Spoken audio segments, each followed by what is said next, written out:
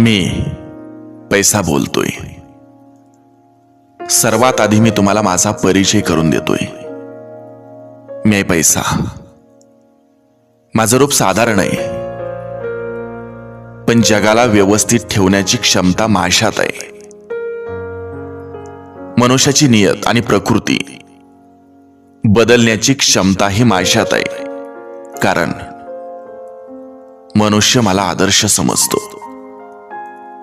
अहो, काही लोक तर माझ्यासाठी आपली जात धर्म सोडतात, आपल्याच लोकांना धोका देतात, आपला आत्मसन्मान घाण ठेवतात.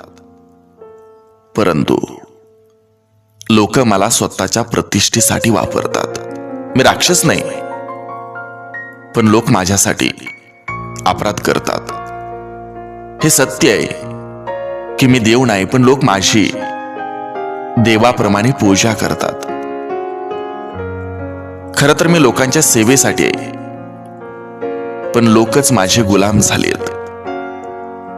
मी कधी कुणासाठी त्याग नाही केला, पण लोक माझ्यासाठी स्वतःचाही जीव देतात, तर कधी दुसऱ्याचा जीवही घेतात.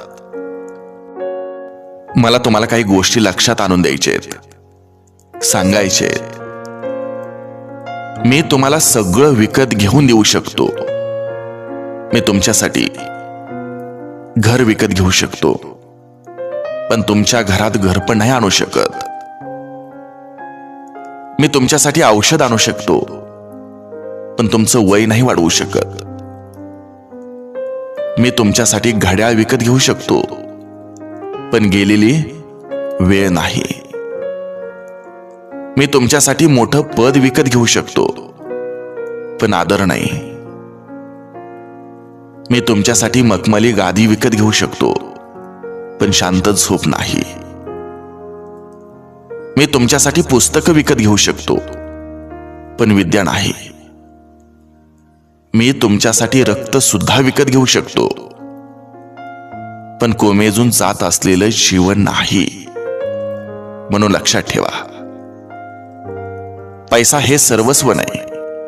पैसा जरूर कमवा, पण त्यासाठी आयुष्यातले सुंदर क्षण गमावू नका. पैशाची पूजा जरूर करा, पण पैशाचं गुलाम बनू नका.